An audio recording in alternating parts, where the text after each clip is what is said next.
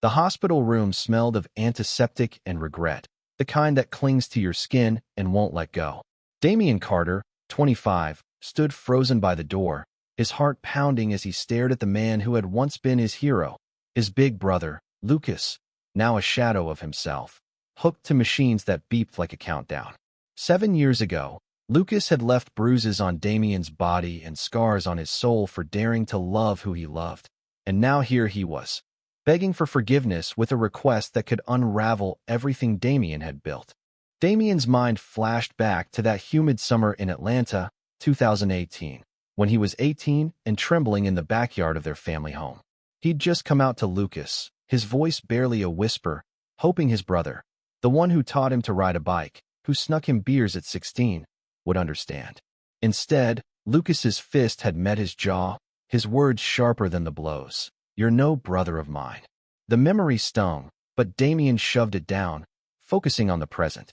Lucas's eyes, once fierce with judgment, now glistened with desperation. "Damian," he rasped, "I need you for Noah." Noah, Lucas's 6-year-old son, a kid Damian had only seen in photos, with wide brown eyes and a smile that could melt steel.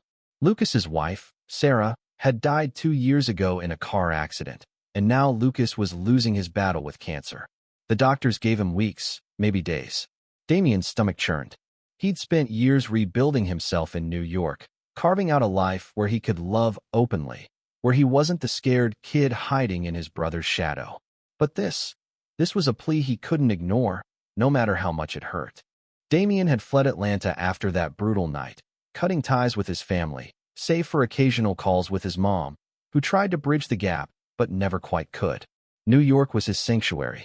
He'd landed a job as a graphic designer, found a community in the vibrant West Village, and met Ethan Caldwell, a 26-year-old barista with a laugh that felt like sunlight.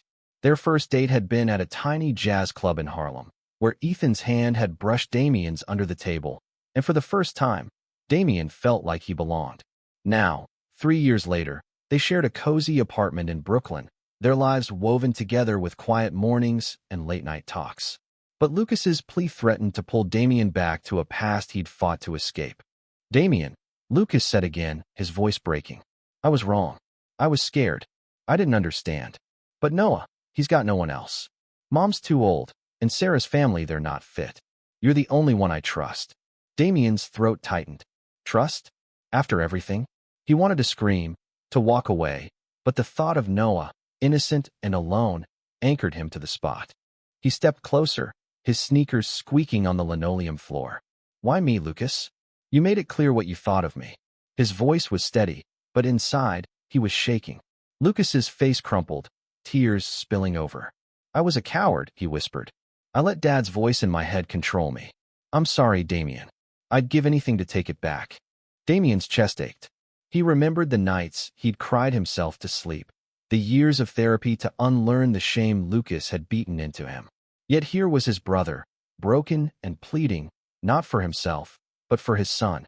Damian glanced at the photo on the bedside table. Noah, grinning in a superhero costume, clutching a soccer ball. Something in Damian softened, but he wasn't ready to forgive. Not yet. "I need time," Damian said, turning toward the door. Lucas nodded weakly, his eyes following Damian as he left. Outside, the Manhattan air hit him like a slap, cold and sharp. He pulled out his phone and texted Ethan. "I'm a mess. Meet me at the park?" Ethan's reply came instantly. "On my way." Central Park was their place, a haven where they'd shared countless moments, picnics, arguments, stolen kisses under the stars. When Damian arrived, Ethan was already there, sitting on their favorite bench, his blonde hair catching the fading sunlight. Damian sank beside him, and without a word, Ethan pulled him close. "Talk to me," Ethan said softly, his hand warm against Damian's. Damian spilled everything. The hospital, Lucas's apology, the impossible request about Noah. Ethan listened, his green eyes steady, never judging. "What do you want to do?" he asked when Damian finished. Damian shook his head. "I don't know. Part of me wants to tell Lucas to go to hell. But Noah, he's just a kid. He doesn't deserve to be collateral damage." Ethan squeezed his hand. "You don't have to decide tonight. Whatever you choose, I'm here." Damian leaned into him, the weight of the day easing just a fraction. Ethan's presence was his anchor, but the question of Noah loomed large, pulling him toward a future he couldn't yet see. That night, Damien lay awake in their apartment, Ethan's steady breathing beside him. He thought of Noah, of the life he could offer him, a life filled with love, acceptance, maybe even healing. But taking Noah meant facing Lucas again, reopening wounds Damien had spent years closing. Could he do it? Could he be the bigger man? Not for Lucas, but for a child who needed him? The next morning, Damien returned to the hospital.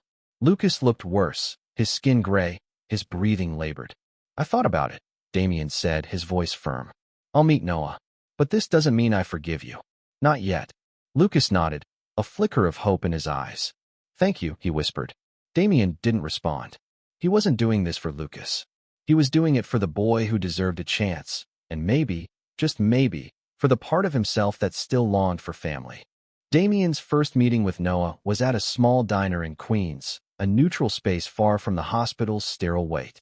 The boy sat across from him, clutching a worn Spider-Man action figure, his brown eyes wary but curious. Damien's heart clenched. Noah looked so much like Lucas at that age, but softer, untainted by the anger that had defined his father. Hey, buddy, Damien said, offering a smile. You like pancakes? Noah nodded shyly, and Damien ordered a stack with extra whipped cream, hoping to break the ice. The diner buzzed with weekend chatter, but Damien's focus was on Noah. The social worker, Ms. Rivera, sat nearby, her presence a reminder of the legal weight behind this meeting. Noah's foster family was temporary, a stopgap until a permanent solution was found. Lucas had named Damien as his choice for guardianship, but the decision wasn't final. Damien had to prove he could handle it, not just to the state, but to himself. So, Damien began, cutting into his own pancakes. What's Spider-Man up to today? Noah's face lit up, and he launched into a story about Spider-Man saving the city from a giant robot. Damien listened, nodding, asking questions, marveling at how easily Noah opened up. But beneath the boy's chatter, Damien saw the grief. Noah's small shoulders carried the loss of his mom and the looming absence of his dad. It hit Damien harder than he expected. Back at the apartment, Ethan was waiting, a pot of coffee brewing. How'd it go? He asked, leaning against the counter. Damien sank onto the couch, rubbing his temples. He's amazing, Ethan. Smart, funny, but he's been through so much. I don't know if I'm ready to be what he needs. Ethan sat beside him, their knees touching. You're already thinking about what he needs. That's a start. Damien's mind churned. Taking Noah in would change everything. Their quiet life, their freedom, their plans. Ethan had always wanted kids, but Damien had been on the fence, haunted by his own childhood. Growing up in Atlanta, under his father's rigid expectations and Lucas's eventual betrayal, had left him skeptical of family. Yet Noah's smile lingered in his mind, a beacon pulling him towards something bigger than his fears. Over the next few weeks, Damien visited Noah regularly. They went to the zoo, where Noah squealed at the penguins, to a comic book store, where Damien bought him a Spider-Man graphic novel, to a park, where they kicked a soccer ball until the sun set. Each moment chipped away at Damien's walls, but doubts gnawed at him. Could he provide stability? Could he handle the legal battles, the emotional weight, the inevitable questions about Lucas? One evening, after Noah returned to his foster home, Damien sat with Ethan at their kitchen table, papers from Ms. Rivera spread out, guardianship forms, court dates, home visit schedules. This is real, Damien said, his voice tight. If we do this, it's not just Noah. It's dealing with Lucas's ghost, with everything he did to me. Ethan reached for his hand. We'll do it together. You're not alone in this. Damien nodded, but the past wasn't so easily dismissed. That night, he dreamed of Atlanta, the backyard, Lucas's fists, his mother's tearful apologies. He woke in a cold sweat, Ethan's arm around him. You okay? Ethan murmured. Damien shook his head. I don't know if I can forgive him, Ethan. Even now, when he's dying. Ethan pulled him closer. You don't have to forgive him to love Noah. They're not the same thing. The next hospital visit was harder. Lucas was fading, his voice barely above a whisper. You met him? He asked, eyes searching Damien's face. Damien nodded. He's incredible. You did good with him. Lucas's lips trembled. I tried. After Sarah, I tried to be better. For him. Damien wanted to believe him, but the scars of their past held him back. "I'll take care of Noah," he said finally. "But I need you to know, this is for him, not you." Lucas's eyes filled with tears, but he nodded. "That's enough," he whispered. Damien left the hospital feeling lighter, not because he'd forgiven Lucas, but because he'd made a choice. Noah was his priority now, and that clarity gave him strength. The legal process was a maze of paperwork and interviews, each step testing Damien's resolve. Ms. Rivera was supportive but thorough, questioning his finances, his living situation, his readiness to parent. "You and Ethan aren't married," she noted during a home visit, her tone neutral but pointed. "How will you handle co-parenting legally?" Damien glanced at Ethan, who gave him a reassuring nod. "We're committed," Damien said. "We've been together 3 years. Noah will have a stable home with us." The home visit went well. Their Brooklyn apartment, though small, was warm and inviting, with a spare room already set up for Noah. Damien had painted the walls a soft blue, hung Spider-Man posters, and added a bookshelf for Noah's growing comic collection. Ms. Rivera smiled as she inspected the space. "You've thought this through," she said.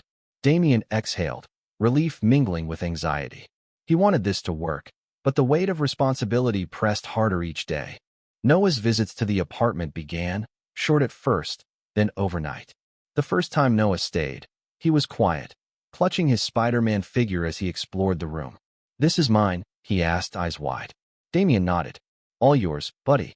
Noah's smile was small but genuine, and Damien felt a spark of hope. That night, as Noah slept, Damien and Ethan sat on the couch, whispering about the future. "He fits here," Ethan said. "With us." Damien leaned into him, grateful for Ethan's unwavering support. But the past wasn't done with Damien. A call from his mother, Ellen, came unexpectedly. "I heard about Noah," she said, her voice trembling. "I want to help, Damien. I know I wasn't there for you back then." Damien's grip tightened on the phone. His mother had stayed silent when Lucas attacked him, too afraid of his father's wrath to intervene. "I don't need your help now," he said, his tone sharper than intended. "I needed it when I was 18. Ellen's silence was heavy, but she didn't push.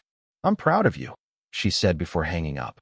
Damien stared at the phone, torn between anger and a longing he couldn't name. At the hospital, Lucas's condition worsened. Damien brought Noah to see him, a visit that left them both shaken. Noah clung to Damien's hand as Lucas struggled to speak, his words slurred but heartfelt. "Love you, Noah," he said, his eyes locked on his son. Noah nodded, tears streaming down his face. Damien guided him out, his own eyes burning. He hated Lucas for what he'd done, but watching him fade, he felt a flicker of pity. Back home, Noah was quieter than usual. Damien sat with him on the floor, building a Lego city. "You okay, buddy?" he asked. Noah shrugged. "Is Daddy gonna die?" The question hit like a punch. Damien took a deep breath. "Yeah, Noah. He's really sick. But he loves you so much, and I'm here for you, okay?" Noah nodded, leaning into Damien's side. It was the first time Noah had sought comfort from him, and Damien's heart swelled. Ethan noticed the change too.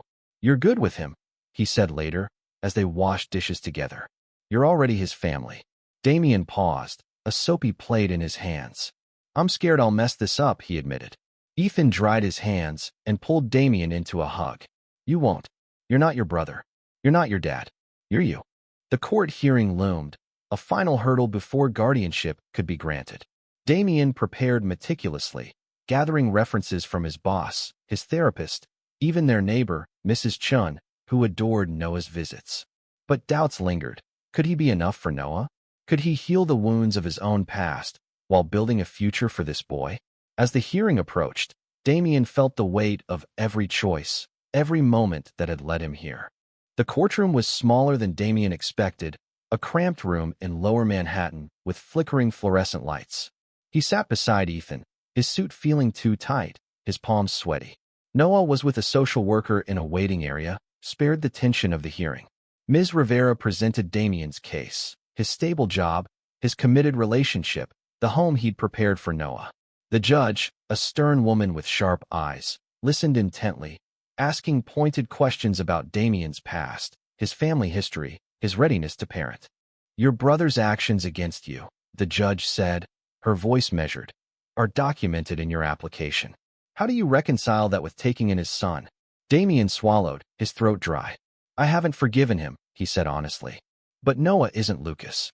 He's a kid who needs love, and I can give him that. I want to give him that. The judge nodded, her expression unreadable, and moved on. The hearing ended with no immediate decision, leaving Damien and Ethan in limbo. They walked to a nearby cafe, the silence between them heavy. You did great, Ethan said, squeezing Damien's hand. You were honest. That's what matters. Damien managed a small smile, but his mind was on Noah. What if the judge said no? What if Noah ended up in foster care, bounced between homes like Damien had feared as a kid? That night, Noah stayed over again. They watched a Spider-Man movie, Noah curled up between Damien and Ethan on the couch. When Noah fell asleep, Damien carried him to bed, tucking him in with a gentleness that surprised even himself. Ethan watched from the doorway, a soft smile on his face. You're a natural, he whispered. Damien shook his head, but the warmth in his chest was undeniable. The next day, Damien visited Lucas alone. His brother was barely conscious, his breathing shallow. Damien sat by the bed, unsure what to say. Noah's doing okay, he started. He loves Spider-Man. And pancakes. He's a good kid.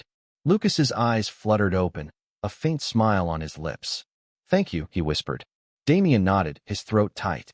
He didn't know if he'd ever forgive Lucas, but in that moment, he felt a shift, a letting go, not of the pain, but of the anger that had tethered him to it. Days later, Ms. Rivera called with news. The judge had approved Damien's guardianship, pending a final home visit. Relief flooded him, but so did fear. This was real now. Noah would be his responsibility, his family. He told Ethan first, who pulled him into a fierce hug. We're doing this, Ethan said, his voice thick with emotion. We're going to be a family. The final home visit was a formality, but Damien was nervous. He and Ethan cleaned the apartment until it sparkled, baked cookies with Noah, and waited for Ms. Rivera. She arrived with a warm smile, noting the changes, the new books, the drawings Noah had taped to the fridge. You've built something special here, she said. Noah's lucky to have you. Damien's eyes stung, but he held it together, thanking her as she left. That night, Damien and Ethan sat Noah down. Buddy, Damien said, how would you feel about living with us? For good. Noah's eyes widened, then softened. Really, he asked. Damien nodded. Really? Noah threw his arms around Damien, then Ethan, his small body trembling with relief. Damien held him tight, feeling the weight of the moment. This was his family now, scars and all. Noah's move-in was chaotic in the best way.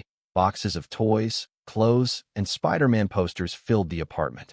Damien and Ethan rearranged their lives to make space, turning the spare room into Noah's sanctuary.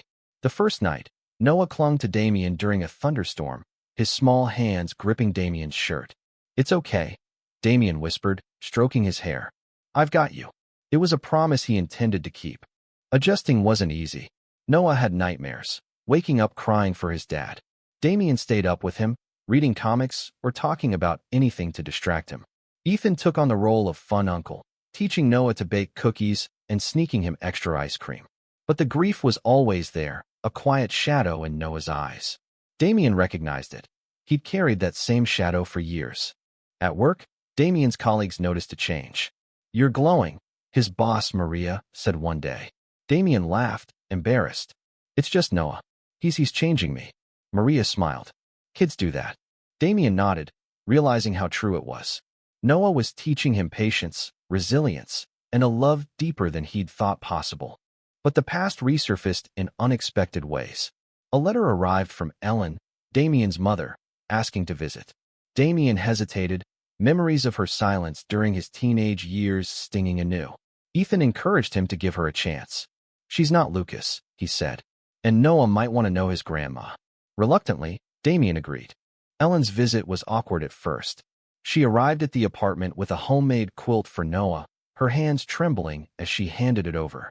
Noah, oblivious to the tension, hugged her tightly. It's so soft, he exclaimed, wrapping himself in it. Ellen's eyes filled with tears. I'm so sorry, Damien, she said later, when Noah was asleep. I failed you. Damien wanted to lash out, but seeing her with Noah softened him. Just be here for him, he said. That's enough. Lucas passed away a week later. The hospital called at dawn, and Damien felt a strange mix of relief and loss. He didn't attend the funeral, too many memories, but he took Noah to a quiet spot in Central Park to say goodbye. They released a balloon, Noah's small hand in Damien's as it floated away. "Daddy's with Mommy now," Noah said, his voice steady. Damien nodded, his heart aching for the boy's strength. Life settled into a new rhythm. Noah started school, making friends, and bringing home crayon drawings. Damien and Ethan navigated parent-teacher conferences, soccer games, and bedtime routines. It wasn't perfect. Damien lost his temper when Noah spilled juice on the couch, and Ethan struggled with the early mornings. But they were a team, learning together. One evening, as Damien tucked Noah into bed, the boy looked up at him. "Are you my dad now?" he asked. Damien froze, his heart swelling. "I'm your Damien," he said finally, "and I'll always be here for you." Noah smiled, satisfied, and drifted off. Damien sat there for a long time, marveling at how far they'd come. Months turned into a year, and Noah became the heart of Damien and Ethan's world. Their apartment, once a quiet haven, was now filled with laughter, Legos, and the occasional chaos of a 6-year-old. Damien found himself changing, less guarded, more open. He'd spent years building walls to protect himself, but Noah's love, so pure and unfiltered, was dismantling them one smile at a time. One spring afternoon, they took Noah to Coney Island. He raced ahead, clutching a cotton candy stick, his laughter echoing over the boardwalk. Damien and Ethan followed, hand in hand, watching him chase seagulls. "We're doing okay, aren't we?" Damien said, glancing at Ethan. Ethan grinned. "Better than okay. We're a family." Damien squeezed his hand, the word family settling into his bones. But healing wasn't linear. Some nights, Damien still woke from nightmares of Atlanta, of Lucas's fists and his father's cold silence. Therapy helped, but so did Ethan's steady presence and Noah's unwavering trust. One day, Noah came home with a school project, a family tree. He'd drawn Damien and Ethan at the top, with himself as their son. "This is us," he said proudly. Damien's eyes stung as he hugged Noah, the drawing a testament to the life they'd built. Ellen became a regular visitor, her relationship with Damien slowly mending. She brought stories of Lucas as a boy, before the anger took hold, and Damien listened, finding pieces of his brother he'd forgotten. It didn't erase the pain, but it helped him understand. Forgiveness wasn't a switch he could flip, it was a process, one he was still navigating. On Noah's 7th birthday, Damien and Ethan threw a party in Central Park, complete with a Spider-Man cake and a piñata. Noah's friends ran wild, and Ellen helped serve lemonade, her smile brighter than Damien had ever seen. As the sun set, Damien and Ethan sat on their bench, Noah asleep in Damien's lap. "I never thought I'd have this," Damien said, his voice thick. Ethan leaned in, kissing his temple. "You deserve it. We all do." Years later, Damien would look back on that moment as the turning point. The moment he realized he'd not only survived his past, but had built something beautiful from it. Noah grew up surrounded by love, never doubting his place in the world. Damien never fully forgave Lucas, but he found peace in knowing he'd given Noah what Lucas couldn't, a home where he could be himself, no matter who he loved. The journey wasn't easy, but it was worth it. Damien had taken the broken pieces of his past and shaped them into a future filled with hope. For Noah, for Ethan, and for himself, he'd chosen love over pain, and that choice made all the difference.